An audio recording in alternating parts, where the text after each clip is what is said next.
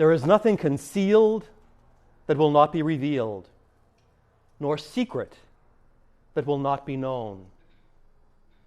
The truth always rises to the surface eventually. Where are our lives rooted? Are our lives rooted in the truth?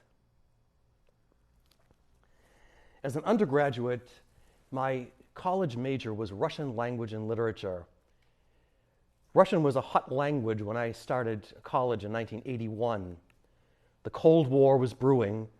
The Soviet Union was the United States' principal adversary, and there was a lot of interest in Russia and the Soviet Union in those days.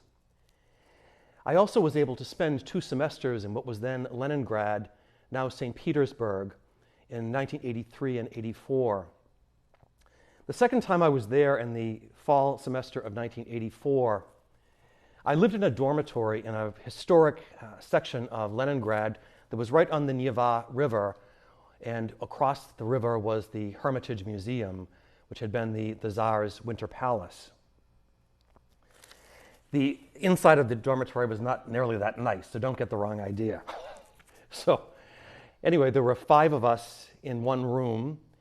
There were no washing machines or dryers in the Soviet Union in those days, so we had 5 clotheslines, and you can just imagine what it looked like. I had 3 American roommates and 1 Russian, whose name was Igor, as we would say in English. And Igor we had learned during the orientation that we had before entering the Soviet Union that the roommates had a very specific purpose, that they were assigned to us to keep track of our comings and goings, with whom we were associating, and then he had to report back to his superiors on all of our activities. Igor was somebody who had been recruited early into the Communist Party. He was a true believer in the Soviet ideology. And because he was so committed, the party had great plans for where he was going to go as the years went on.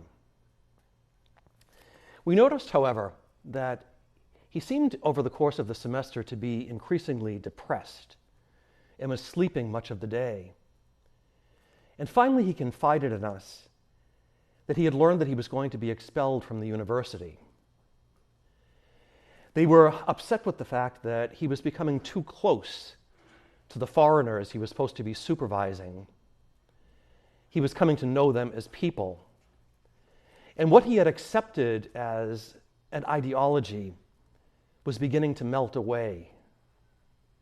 He was feeling despondent because what he had rooted his life in turned out to be a lie. And he wasn't sure where he would find a new foundation. He had put all his trust in the Soviet system. Where do we root our lives? Is our life rooted in the truth? It is when we root ourselves in Jesus Christ, who is the way, the truth, and the life, who is the same yesterday, today, and forever.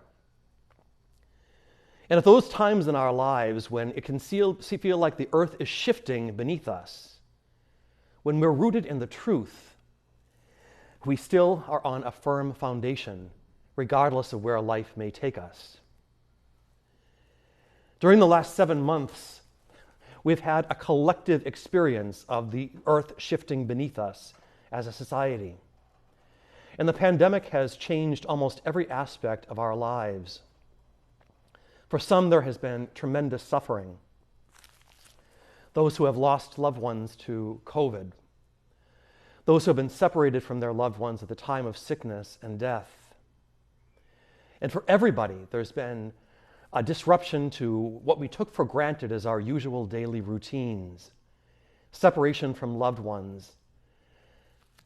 But I wonder if there are graces that we can realize already in the midst of this very difficult time. Any illusion that we had that we are in control of things in our lives has been dispelled. And I think that we've come us as people of faith have come to realize more deeply how utterly dependent we are on God and how much we need God in our lives. Those months when most people were separated from being able to receive the Eucharist makes us realize what a precious gift it is, Jesus Christ becoming truly present to us. Life can sometimes be a mysterious journey, sometimes wonderful joys, and sometimes unexpected and very difficult sorrows. But in all of this, we do not walk alone. As Jesus spoke to his disciples, so he speaks to us. Even the hairs of your head have all been counted. Do not be afraid, for I am with you always.